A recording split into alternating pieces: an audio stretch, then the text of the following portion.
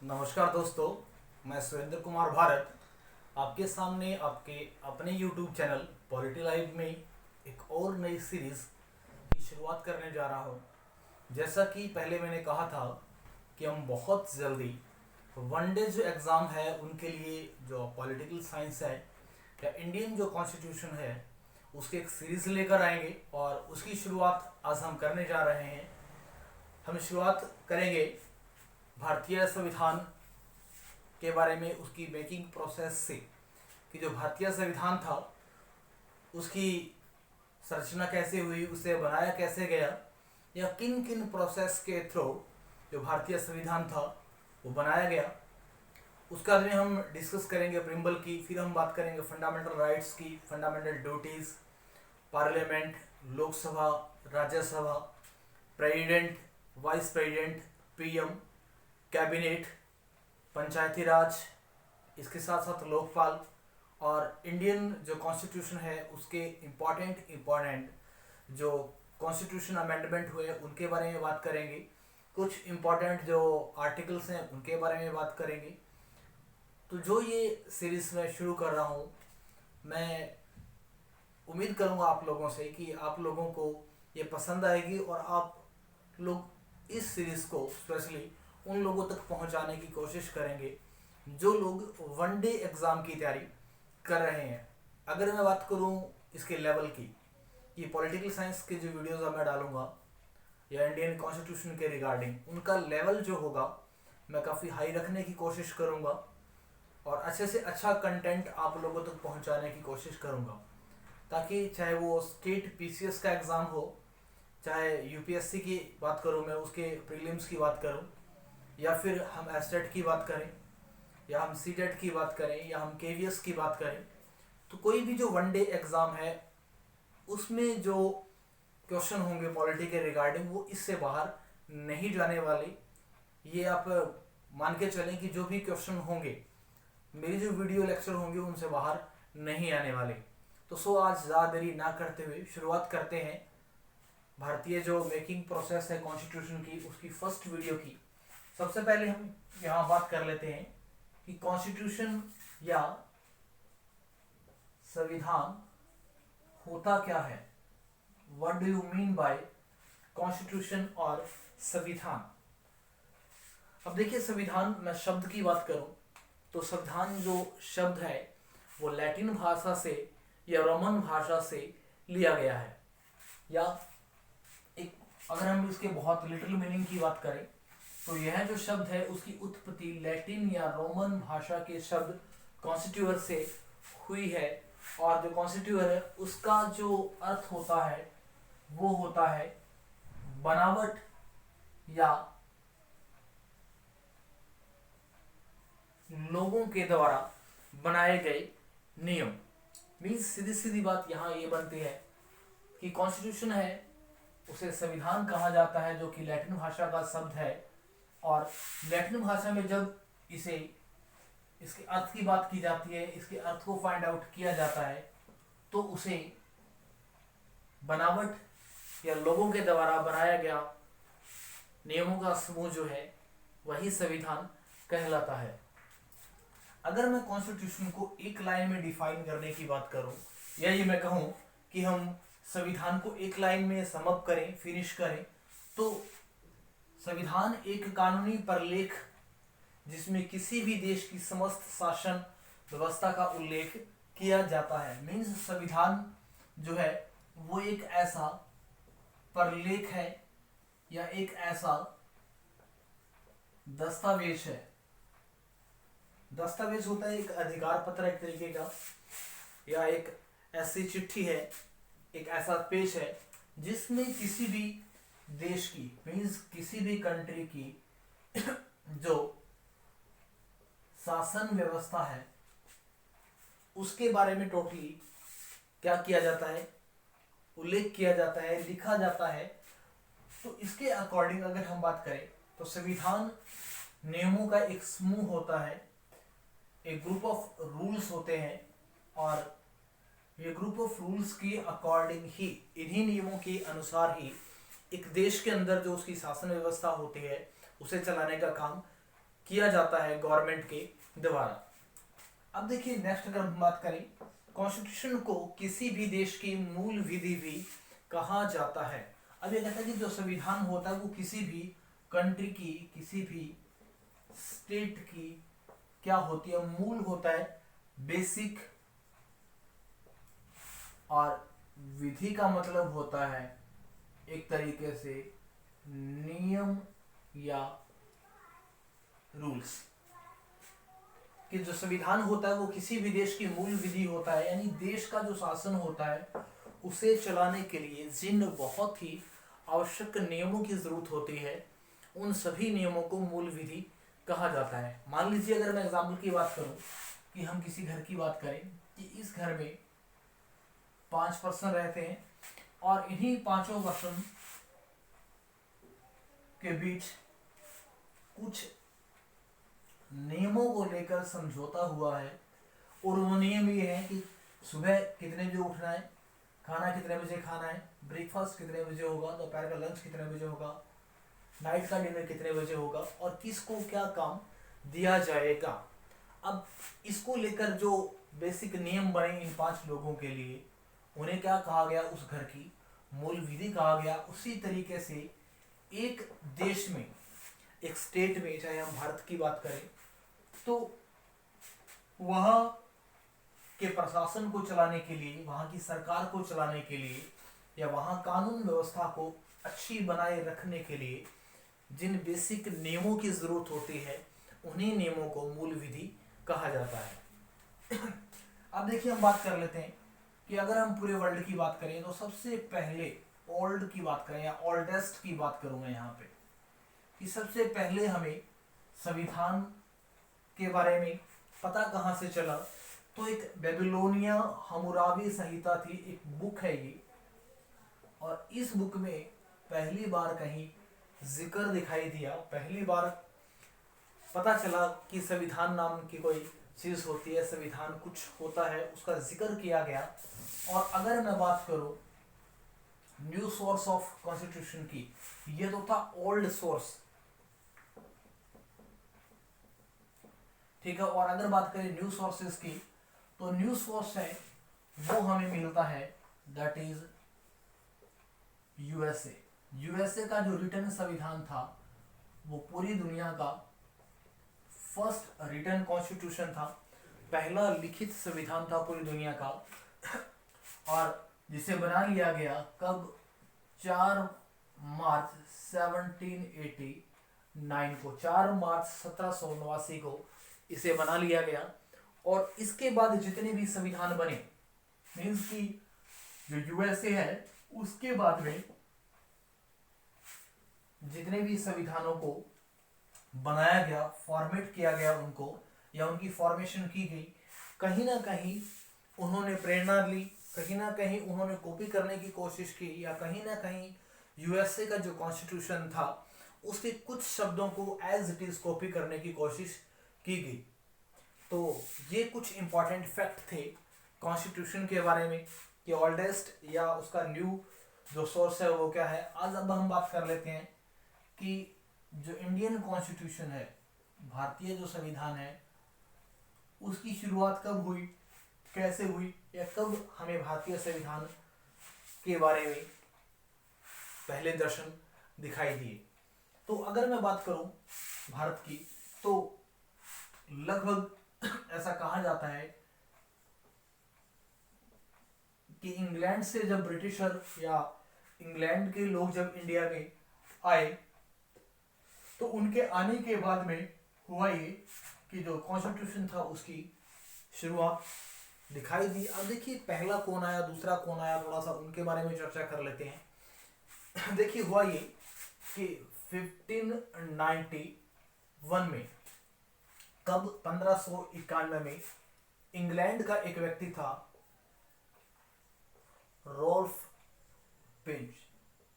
अब ये व्यक्ति पूरे वर्ल्ड के भ्रमण में था, ये पूरी दुनिया में घूम रहा था और घूमते घूमते ये भारत आ पहुंचा।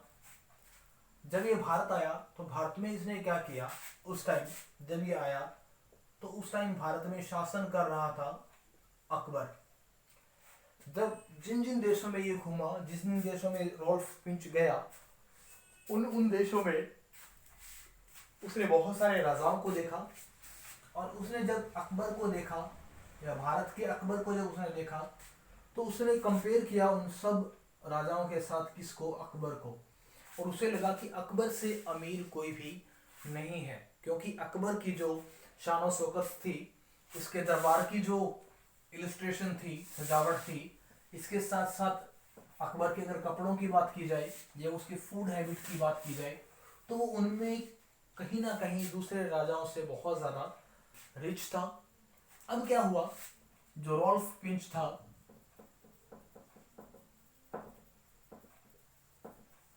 ये चला गया वापिस कहाँ?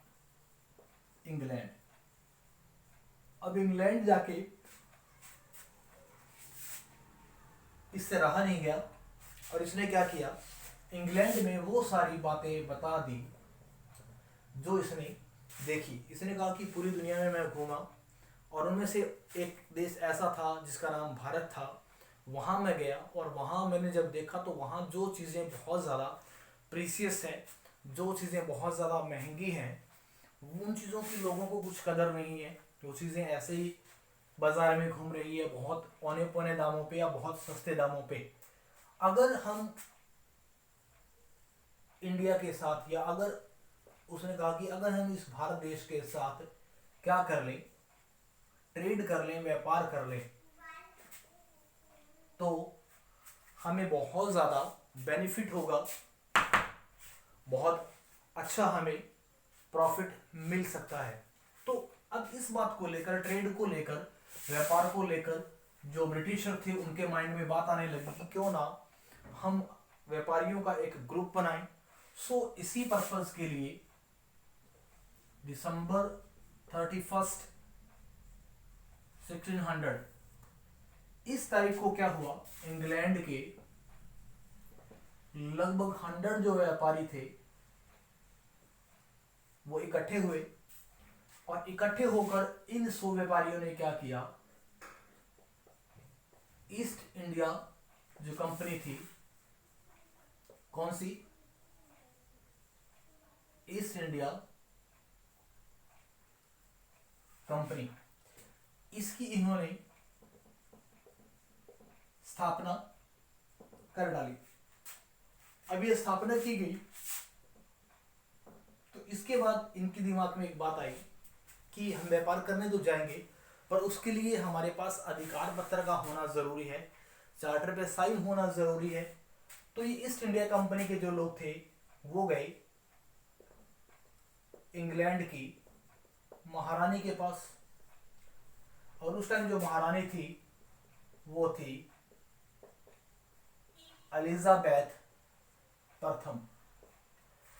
अब जब ये एलिजाबेथ प्रथम के पास गए, उसको जब सारी बातें बताई उन्होंने कि इस तरीके से हमने ईस्ट इंडिया कंपनी की स्थापना की है, हमें अधिकार पत्र की ज़रूरत है, तो महारानी ने क्या किया, उनको एक अधिकार पत्र पे साइन करके दे दिया।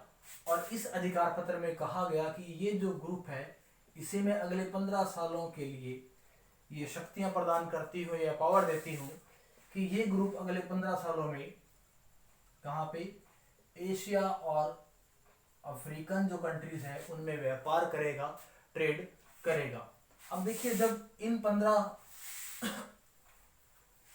ईयर का जब उन्हें कॉन्ट्रैक्ट मिल गया, एक तरीके से अधिकार पत्र मिल गया कि अब वो आसानी से ट्रेड कर सकते हैं, व्यापार कर सकते हैं एशिया और अफ्रीका के कंट्रीज में, तो उन्होंने क्या किया, उस अधिकार पत्र को लेकर, इसको अधिकार पत्र को लेकर उन्होंने मूव करना शुरू किया इंग्लैंड से आगे की ओर। अब जैसे जैसे ये आगे की ओर चलते गए, अलग अलग देशों में इन लोगों ने ठहरना शुरू किया, व्यापार करना शुरू किया। बट बाई लकीली हुआ क्या कि उनमें से कुछ अंग्रेज अधिकारी 1608 में 1608 में क्या हुआ, एक अंग्रेज अधिकारी विलियम हॉकिंस जो था वो पहुंच गया कहाँ, भारत। अब भारत आ गया और भारत आने के बाद में क्या किया इसने कि भाई हमें यहाँ क्या करना है, ट्रेड करना है, व्यापार करना है। व्यापार की हमें क्या लेनी है, अनुमति लेनी है। मतलब यहाँ के राजाओं से हमें अधिकार पत्र लेना है ताकि हम उनके एरिया में क्या कर सके, व्यापार कर सके। तो ये आके किससे मिला, इस टाइम जिससे आकर ये मिला उसका नाम था जहांगीर। ये राजा जहांगीर से आकर मिला। जहांगीर इसके बर्ताव से खुश हुआ और खुश होकर इसको लगभग 400 बीघा क्या की, जमीन दे दी कि इस जमीन पे, इस एरिया पे आप रह सकते हैं। इसके साथ साथ इसने दूसरा ऑफर और दिया कि जो सूरत का जो एरिया है, सूरत यानी गुजरात का जो एरिया है, उस हिस्से में क्या कर सकते हैं, आप अपनी फैक्ट्री लगा सकते हैं। फैक्ट्री लगाने का मतलब था कि आप यहाँ पे ट्रेड करने के लिए जो अपना ऑफिस है वो बना सकते हैं, एक व्यापारिक केंद्र की स्थापना आप कर सकते हैं। अब देखिए जब 400 बीघा उसको जमीन मिल गई और सूरत में फैक्ट्री बनाने की उसे छूट मिल गई, तो उसने इस पे काम करना शुरू किया। और उसी समय अब देखिए जब उनको छूट मिली, कब, 1608 में उन्होंने धीरे धीरे काम करना शुरू किया, अपना प्रभाव बढ़ाना शुरू किया। तो सूरत के एरिया में ही जो पुर्तगाली व्यापारी थे और दूसरी साइड थे इंग्लैंड के व्यापारी। पुर्तगाली हम अंग्रेजों से पहले यहाँ पे अपने जो पैर थे वो जमा चुके थे। तो पुर्तगालियों ने क्या किया, नाराजगी जाहिर की। वो नाराज हुए कि भाई ये तो गलत बात है, राजा की राइट्स तो हमारे पास से ट्रेड करने के और आपने अंग्रेजों को राइट्स दे दिए। तो उनको ये लगा कि इससे जो प्रॉफिट उनको हो रहा है वो प्रॉफिट क्या हो जाएगा, कम हो जाएगा। तो कहीं ना कहीं पुर्तगाली अंग्रेजों के खिलाफ और अंग्रेज पुर्तगालियों के खिलाफ होते दिखे। धीरे धीरे जो सी ट्रेड था या सी रूट था उसको लेकर इन दोनों के बीच जो कॉन्फ्लिक्ट थे वो बढ़ते चले गए। और इसी कॉन्फ्लिक्ट की वजह से 1612 में यानी 1612 में दोनों के बीच एक समुद्री व्यापार को लेकर क्या हो गया, युद्ध हो गया। किसके किसके बीच, 1612 में पुर्तगालियों के बीच और अंग्रेजों के बीच। अंग्रेजों के पास जो हथियार थे वो काफी अच्छे थे, टेक्निक वाले हथियार थे। और अंग्रेजों की जो आर्मी थी वो वेल ऑर्गेनाइज थी। अब आर्मी अच्छे होने के कारण क्या हुआ, जो पुर्तगाली थे वो अंग्रेजों से क्या हो गए, हार गए। अब हारने के बाद में जिन एरियाज में पुर्तगालियों का अधिकार था या ऐसे इलाके जहां पुर्तगाली प्रभावी थे, उन इलाकों पे अब धीरे धीरे इंग्लैंड की जो ईस्ट इंडिया जो कंपनी थी उसका प्रभाव बढ़ने लग गया। अब देखिए जब प्रभाव बढ़ने लगा तो अंग्रेजों को जो प्रॉफिट हो रहा था वो काफी हो रहा था। उन्हें यह लगा कि जो प्रॉफिट हो रहा है वो क्या है, थोड़ा कम है, क्यों ना इसे और प्लस किया जाए, क्यों ना इसे और ज्यादा किया जाए। अब ये इच्छा जाहिर करनी शुरू कर दी ईस्ट इंडिया कंपनी के कुछ अधिकारियों ने। सो इसी प्रॉफिट के रीजन भी क्या हुआ, 1615 में, कब, 1615 में एक अंग्रेज भारत में आया, उसका नाम था सर टॉमस रॉ। अब ये इंडिया में आया। आने के बाद में इसने क्या किया, इंडिया के अलग अलग राजाओं से मिलने की कोशिश की और इसे पता चला, इसने सुना था किसके बारे में, अकबर के बारे में, कि अकबर है वो दुनिया का क्या है, रिच राजा है।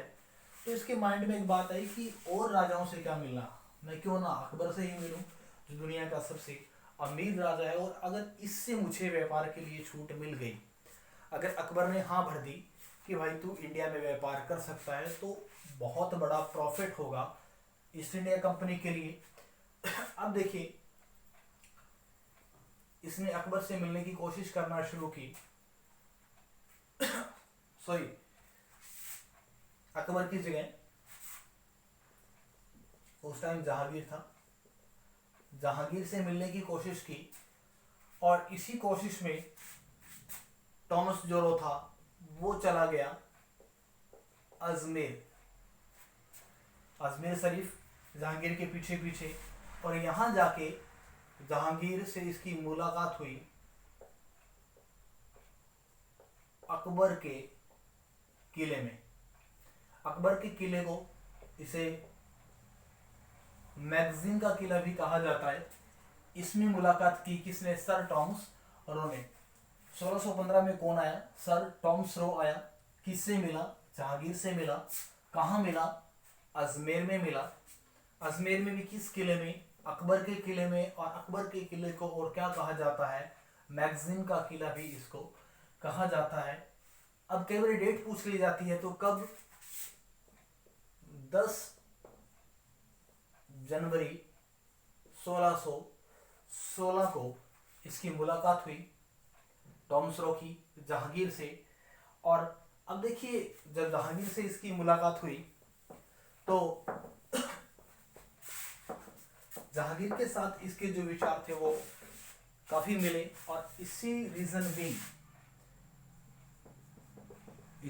भी जहांगीर और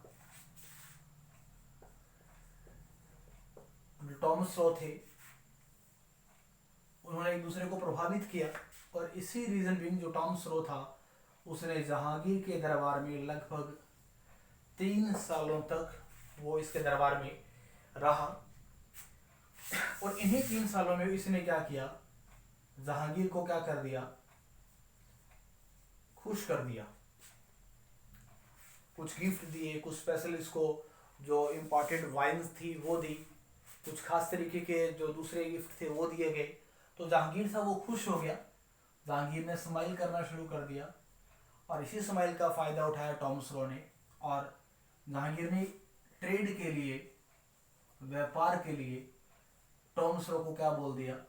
यस बोल दिया कि भाई तू यहाँ पे ट्रेड कर सकता है, व्यापार कर सकता है। और अब फिर टॉमस रो को चाहिए क्या था? उसने व्यापार की जब उसे अनुमति मिल गई तो मिलने के बाद में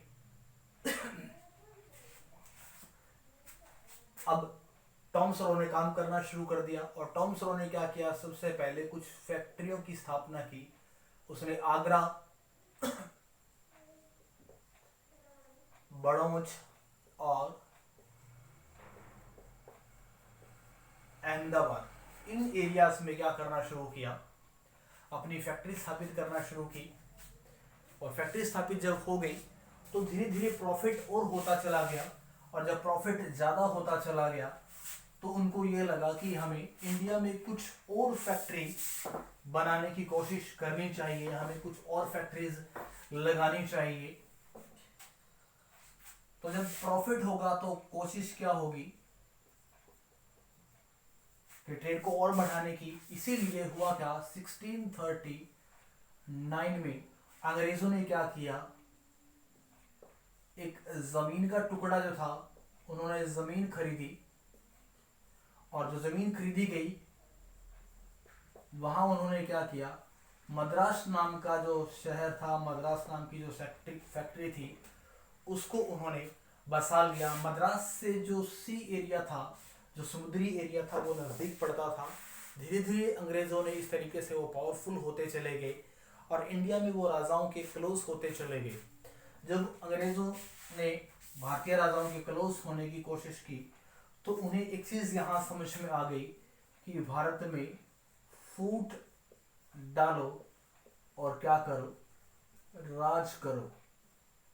ये नीति उन्हें समझ में आ गई, divide and the rule. Bharat में अंग्रेजों ने कहा कि भाई इन लोगों को डिवाइड करो और डिवाइड करने के बाद में तुम ऐश करो। इसी के बेस पे उन्होंने क्या किया? 2 बड़ी लड़ाइयां लड़ी। वन इज 1757 में दैट इज प्लासी का युद्ध, ये भी उन्होंने जीता। और फिर 1764 के अंदर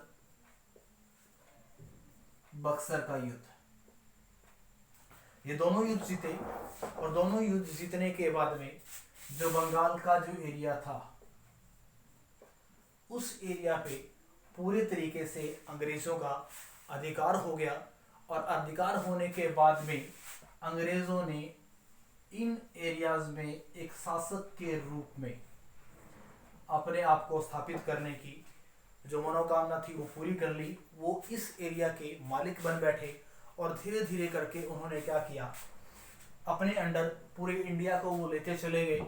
और एक टाइम ऐसा है जब बहुत सारा इंडिया उनके अंडर हो चुका था, तो अब उन्हें ज़रूरत थी कुछ खास तरीके के एक्ट को पास करने की, कुछ खास तरीके के रूल्स बनाने की। और इन्हीं रूल्स बनाने को लेकर अंग्रेज़ों के द्वारा एक एक्ट पास किया गया, दैट इज 1773 में। कौन सा? Regulating act. इस एक्ट के बारे में हम पढ़ेंगे कल। तो आज का जो वीडियो था वो था इंट्रोडक्टरी वीडियो कि भारतीय संविधान क्या है, उसकी शुरुआत कैसे हुई, या किस तरीके से अंग्रेज भारत में आए और धीरे धीरे उन्होंने यहाँ जो डिवाइड एंड रूल की पॉलिसी थी उसका बेनिफिट उठाया और अपने आप को यहाँ एक शासक के रूप में स्थापित कर लिया। तो आज की वीडियो आपको कैसी लगी? उम्मीद करूँगी कि मैं उम्मीद करूँगा कि आप मेरी वीडियो को लाइक करेंगे, शेयर करेंगे और सब्सक्राइब करेंगे। जय हिंद, जय भारत।